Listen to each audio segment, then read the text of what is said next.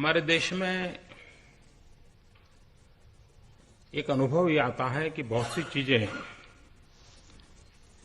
Perception के आसपास मंडराती रहती हैं और जब बारीकी से उसकी ओर देखें तो चित्र कुछ और ही नजर आता है। जैसे एक सामान्य व्यक्ति को पूछो तो उसको लगेगा कि भाई ये जो बड़े बड़े उद्योग हैं, बड़े बड़े उद्योग घराने हैं, उससे रोजगार ज्यादा मिलता है। लेकिन अगर बारीकी से देखें तो चित्र कुछ और होता है।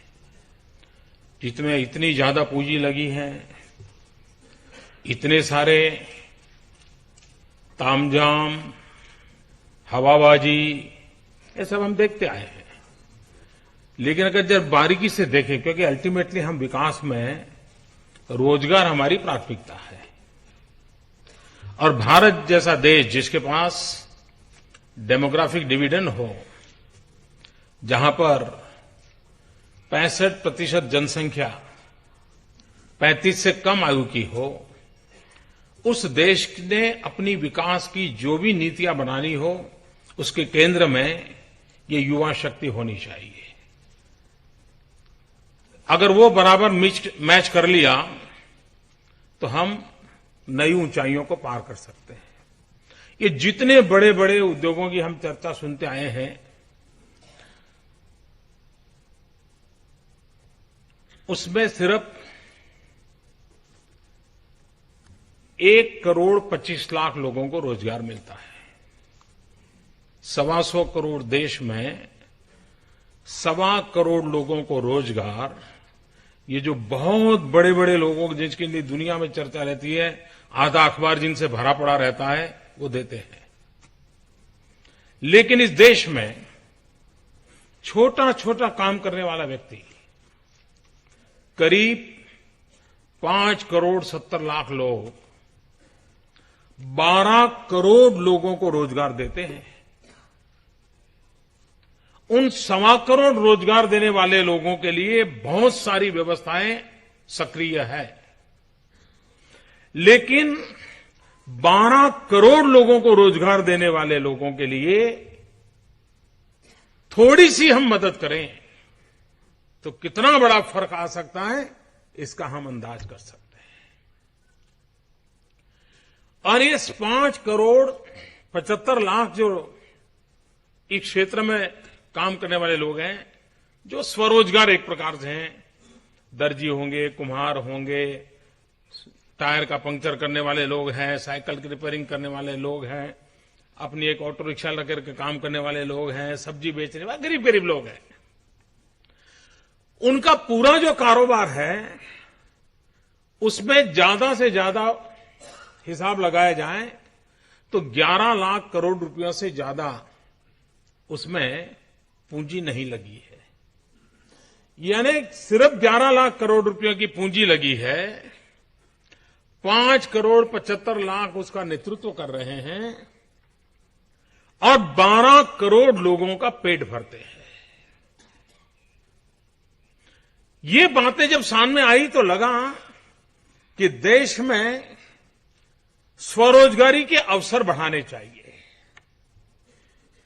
देश की इकोनॉमी को ताकत देने वाला जो नीची पायरी पर जो लोग हैं, उनकी शक्ति को समझना चाहिए और उनके लिए अवसर उपलब्ध कराने चाहिए।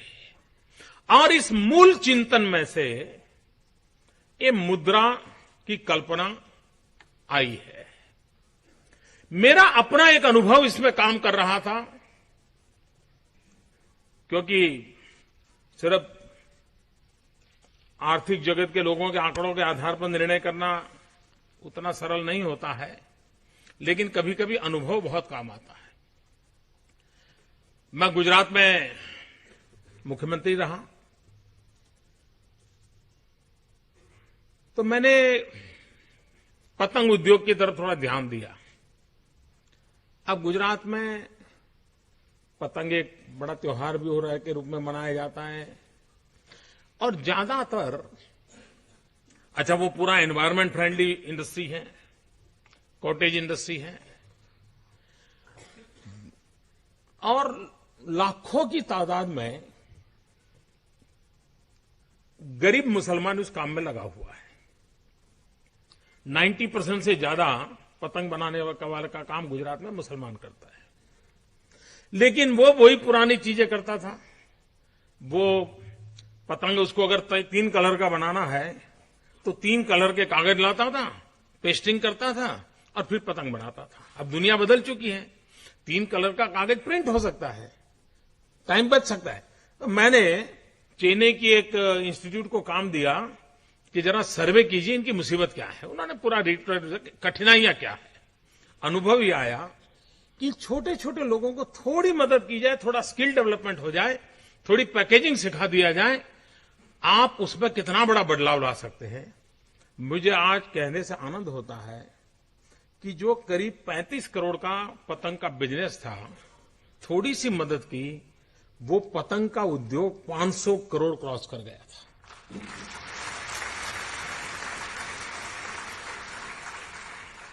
फिर मेरी उसमें जरा रुचि बढ़ने लगी तो मैं कई चीजें नई नई करने लगा। बांस वो लाते थे आसाम से। कारण क्या? तो पतंग में जिस बांस की पट्टी की जरूरत होती है वो साइज का बांस गुजरात में होता नहीं था। तो मैंने ये जेनेटिक इंजीनियरिंग वालों को पकड़ा। मैंने कहा बांस हमारे यहाँ ऐसा क्यों ना हो, 2 गांठ के बीच अंतर ज्यादा हो, ताकि वो हमारा ही लोकल बांस का प्रोडक्ट उसको काम आ जाए। बांस वो बाहर से लाता है तो उसको फाइनेंस की व्यवस्था हो। फिर मैंने एडवर्टाइजिंग कंपनी को बुलाया। मैंने कहा जरा पतंग वालों से बैठो, पतंग के ऊपर कोई एडवर्टाइजिंग का काम हो सकता है क्या? उनकी कमाई बढ़ सकती क्या? छोटी छोटी चीजों को इतना मैंने ध्यान दिया था और मुझे उतना आनंद आया था उस काम में। I am talking about 2003-2004। कहने का मेरा तात्पर्य था कि जो बिल्कुल उपेक्षित सा काम था उसमें थोड़ा ध्यान दिया गया, फाइनेंस की व्यवस्था की गई, उसने एक तेज गति से आगे बढ़ा। ये ताकत सब दूर है। आप देखिए, हर गांव में 2-4 मुसलमान बच्चे ऐसे होंगे, इतने इनोवेटिव होते हैं। टेक्नोलॉजी में ईश्वर दत्त उनको कृपा है, वो तुरंत चीजों को पकड़ लेते हैं। आप एक ताला उसको रिपेयर करने के दीजिए, दूसरे दिन वो ताला वैसा बना करके दे देगा। जिनके हाथों में ये परंपरागत कौशल्य है, ऐसे लोगों को अगर हम मदद करें और वो कुछ गिरवी रखे तब मिले, तो उसके बाद तो गिरवी रखने के लिए कुछ नहीं है सिवाय कि उसका ईमान। उसकी सबसे बड़ी पूंजी है उसका ईमान। ये गरीब इंसान की जो पूंजी है ईमान, उस पूंजी के साथ मुद्रा अपनी पूंजी जोड़ना चाहता है ताकि वो सफलता की कुंजी बन जाए, और उस दिशा में हम काम करना चाहते हैं। कुम्हार है, अब बिजली गांव में पहुंच गई है। वो भी चाहता है कि मैं मटकी बनाता हूं और चीजें बनाता हूं, लेकिन अगर इलेक्ट्रिक मोटर लग जाए तो मेरा काम तेज हो जाएगा। लेकिन इलेक्ट्रिक मोटर खरीदने के लिए पैसा नहीं है। बैंक के लिए इनके पास उतना समय भी नहीं है और उतना नेटवर्क भी नहीं है। लेकिन मैं आज, यहां बैंक के बड़े बड़े लोग बैठे हैं, मेरे शब्द लिख करके रखिए, 1 साल के बाद बैंक वाले क्यू लगाएंगे मुद्रा वालों के यहां और कहेंगे भाई 50 लाख हमको क्लाइंट दे दीजिए। क्योंकि आप देखिए, प्रधानमंत्री जनधन योजना में हिंदुस्तान की बैंक सेक्टर ने जो काम किया है, मैं जितना अभिनंदन करूं उतना कम है जी। जितना अभिनंदन करूं उतना कम है। कोई सोच नहीं सकता, क्योंकि बैंक के संबंध में सोच बनी हुई थी कि भाई बैंक यानी इस दायरे से नीचे नहीं जा सकती। उन बैंक के लोगों ने गर्मी के दिनों में गांव गांव घर घर जाकर के, गरीब की झोपड़ी में जाकर के उसको देश की फाइनेंस की मेन स्ट्रीम में लाने का प्रयास किया और इस देश के 14 करोड़ लोगों को, 14 करोड़ लोगों को बैंक खाते से जोड़ दिया। ये ताकत हमने अनुभव की है। तो उसका ये अलग एक नया स्टेप है। आज वैसे एक और भी अवसर है। सिडबी का रजत जयंती वर्ष है। सिडबी 25 साल की उम्र हो गई और मूलतः सिडबी का कारोबार इसी काम से शुरू हुआ था, छोटे छोटे लोगों को। लेकिन जितनी तेजी से क्योंकि भारत देश रिथमेटिक वे में प्रोग्रेस करे तो अपेक्षाएं पूरी नहीं होगी। हमने उस रिदम से बदल करके जंप लगाने की जरूरत है। हमने दायरा बढ़ाने की जरूरत है। हमने अधिक लोगों को इसके अंदर जोड़ने की आवश्यकता है। और सामान्य मानवीय का अपना अनुभव है। आप देखें हिंदुस्तान में जहां पे विमेन सेल्फ हेल्प ग्रुप चलते हैं, पैसों के विषय में शायद ऐसी ईमानदारी कहीं देखने को मिलेगी नहीं। उनको अगर 5 तारीख को पैसा जमा करवाना है तो 1 तारीख को जाके जमा करवा के दे आ जाते हैं। बचत हमारे यहां स्वभाव है, उसको और जरा ताकत देने की आवश्यकता है। हमारी परंपरागत वो शक्ति है। मुद्रा बैंक के माध्यम से व्यवसाय के क्षेत्र में, स्वरोजगार के क्षेत्र में, उद्योग के क्षेत्र में जो नीचले तबके पर आर्थिक व्यवस्था में रहे हुए लोग हैं, वे हमारा सबसे बड़ा क्लाइंट, हमारा सबसे बड़ा टारगेट ग्रुप है। हम उसी पर फोकस करना चाहते हैं।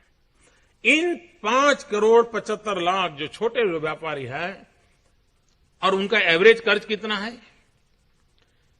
पूरे हिंदुस्तान में 11 लाख करोड़ की उनके पास पूंजी है, टोटल पूरे देश में। कोई ज्यादा अमाउंट नहीं है वो। और एवरेज कर्ज निकाला जाए तो एक यूनिट का एवरेज कर्ज 17,000 है, सिर्फ 17,000, यानी कुछ नहीं है। अगर उसको 1 लाख के कर्ज की ताकत दे दी जाए और उसको इतना अगर जोड़ दिया जाए और ये 11 लाख करोड़ है वो 1 करोड़ तक अगर पहुंच जाए, हम कल्पना कर सकते हैं देश की इकोनॉमी को, जीडीपी को नीचे से ताकत देने का इतना बड़ा फोर्स जो कि कभी अनटैप था। और इसलिए जब हमने प्रधानमंत्री जनधन योजना लेकर के आए थे तब हमने कहा था बैंक नहीं, उसको बैंक से जोड़ेंगे। आज जब हम मुद्रा लेकर के आए हैं तो हमारा मंत्र है जिसको फंडिंग नहीं हो रहा है, जो अनफंडेड है, उसको फंडिंग करने का हम बेड़ा उठाते हैं। ये एक ऐसी व्यवस्था है जिसमें शुरू के समय में सामान्य व्यक्ति जाएगा, ये संभव नहीं है क्योंकि बेचारे को अनुभव बहुत खराब है।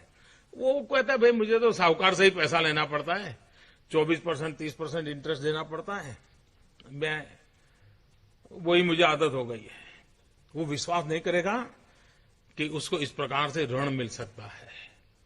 हम ये एक नया विश्वास पैदा करना चाहते हैं कि आप देश के लिए काम कर रहे हो, आप देश के विकास के भागीदार हो, देश आपके लिए चिंता करने के लिए तैयार है।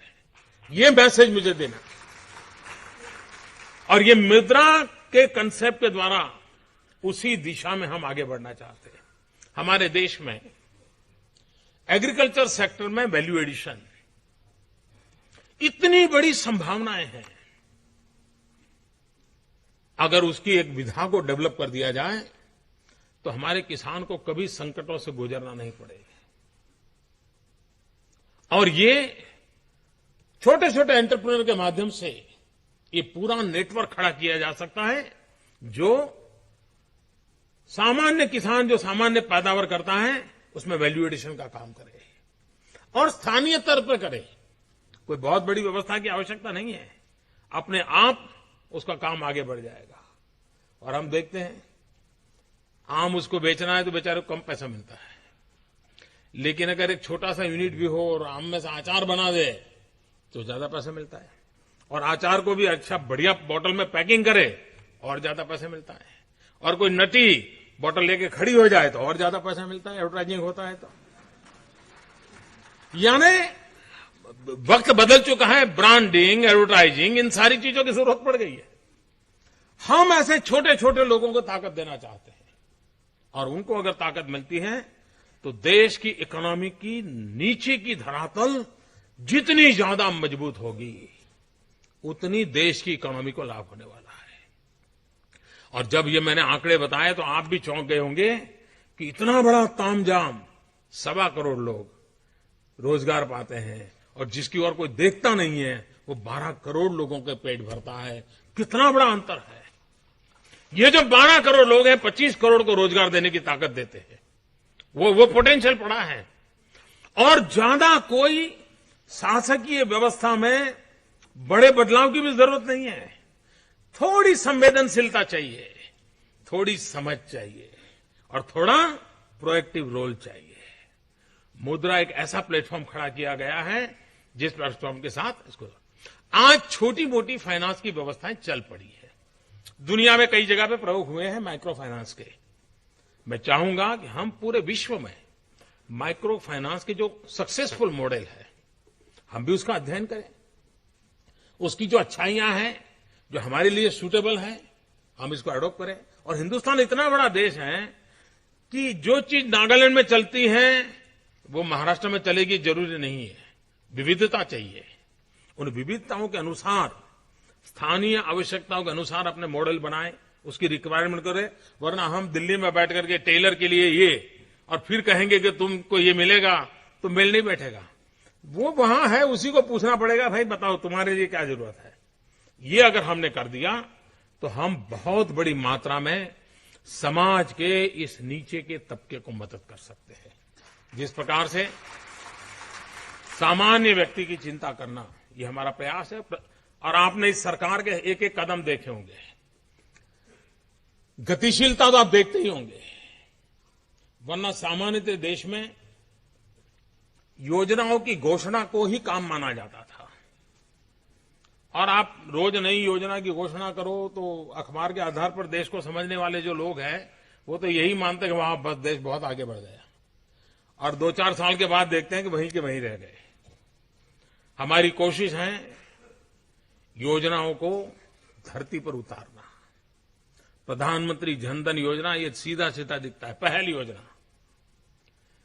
दुनिया में सबसे बड़ा कैश ट्रांसफर का काम गैस सब्सिडी में 13 करोड़ लोगों के गैस सब्सिडी सिलेंडर की सब्सिडी सीधी उसके बैंक खाते में चली गई। यानी अगर एक बार निर्णय करें कि इस काम को पूरा करना है, और हर काम को आप देखिए, जब हमने 15 अगस्त को प्रधानमंत्री जनधन योजना की बात कही, करीब करीब 125 दिन के अंदर उस काम को पूरा कर दिया। जब हमने प्रधानमंत्री जनधन योजना के बाद हम आगे बढ़े, 100 दिन के भीतर भीतर हमने पहल का काम पूरा कर दिया। और आज जब बजट के अंदर घोषणा हुई, 50 दिन भी नहीं हुए हैं, आज योजना आपके सामने रख दी है और ये फंक्शनल होगी। और उसका परिणाम मैं कहता हूं 1 साल, मैं ज्यादा समय नहीं कह रहा, 1 साल के भीतर भीतर हमारी जो एस्टैब्लिश बैंकिंग सिस्टम है वो मुद्रा के मॉडल की ओर जाएगी। मैं दावे से कहता हूं आपको, क्योंकि उसकी ताकत पहचान में आने वाली है। वे अपना एक लचीली बैंकिंग व्यवस्था खड़ी करेंगे। बहुत बड़ी ऑफिस चाहिए, एयर कंडीशन चाहिए, कोई जरूरत नहीं है।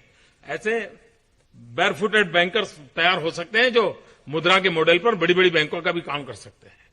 आने वाले दिनों में कम से कम धन लगा करके भी ज्यादा से ज्यादा लोगों को रोजगार देने का काम इसके साथ सरलता से हो सकता है। और ये लोग जो संकट से गुजरते हैं, ब्याज के चक्कर में गरीब आदमी मर जाता है, उसको बचाना है और उसकी जो ताकत है उसके लिए अवसर देना है। उस अवसर की दिशा में काम कर रहे हैं। जिस प्रकार से देश में ये जो वर्ग है उसकी जितनी चिंता करते हैं, उतनी ही देश के किसान की चिंता करना उतना ही जरूरी है। किसी न किसी कारण से देश का किसान प्राकृतिक संकटों से जूझ रहा है। गत वर्ष वर्षा कम हुई, वर्षा कम होने के कारण वैसे ही किसान मुसीबत से गुजारा कर रहा था। और इस बार जितनी मात्रा में बेमौसमी वर्षा और ओले गिरना, इतनी तबाही हुई है किसान की, हमने मंत्रियों को भेजा था खेतों में जाकर के किसानों से बात करके परिस्थिति का जायजा लिया। कल इन सारे मंत्रियों से मैंने डिटेल में रिपोर्ट ली थी, इन किसानों को हम क्या मदद कर सकते हैं। और मैंने पहले दिन कहा था कि किसान को इस मुसीबत से बचाना, उसका साथ देना, उसको संकटों से बाहर लाना ये सरकार की, समाज की, हम सबकी जिम्मेवारी है और किसान की चिंता करना ये आवश्यक है। नेचुरल कैलेमिटी पहले भी आई है, लेकिन सरकार के जो पैरामीटर रहे हैं उन पैरामीटर्स में आज के संकट में किसान को ज्यादा मदद नहीं मिल सकती है और इसलिए ये संकट की व्यापकता इतनी है और उस समय है जबकि उसको फसल लेकर के बाजार में जाना था। एक प्रकार से उसके नोटों का बंडल ही जल गया, उस प्रकार का हम कह सकते हैं। इतना बड़ा उसके पूरा पसीना बहाया हुआ ये हालत हुई है और इसलिए हमने इंश्योरेंस कंपनी को भी आदेश किया है कि बहुत ही प्रोएक्टिव होकर के उनकी तुरंत मदद की जाए। बैंकों को हमने आदेश किया है कि बैंक भी उनके जो कर्ज हैं उनके संबंध में किस प्रकार से रिस्ट्रक्चर करें ताकि उनको इस संकट से बाहर लाया जाए। सरकार की तरफ से भी एक बहुत बड़ा अहम निर्णय हम करने जा रहे हैं। अब तक खेत में 50% से ज्यादा अगर नुकसान हुआ हो तभी वो उस मदद पाने के लिस्ट में आता है। 50% से ज्यादा नुकसान होगा तभी आप मदद मिल सकती है। अगर 50% से कम हुआ है तो मदद नहीं मिल सकती है। राज्यों के मुख्यमंत्रियों का भी एक सुझाव था कि साहब ये नॉर्म्स बदलना चाहिए। हमारे मंत्री अभी जाकर के आए, उन्होंने प्रत्यक्ष देखा और ये सब देखने के बाद एक बहुत बड़ा महत्वपूर्ण निर्णय हमने किया है कि अब किसान का वो जो 50% के नुकसान वाला जो दायरा था उसको बदल करके 33% भी अगर नुकसान हुआ है तो भी वो किसान हकदार बनेगा। उसके कारण मुझे मालूम है बहुत बड़ा बोझ आने वाला है, बहुत बड़ा बोझ आने वाला है, लेकिन किसान को 50% वाले हिसाब में रखने से उसको ज्यादा लाभ नहीं मिलेगा। 33% जो कि कईयों की मांग थी उसको हमने स्वीकार किया है और उसको हम दूसरा विषय है उसको जो मुआवजा दिया जाता है।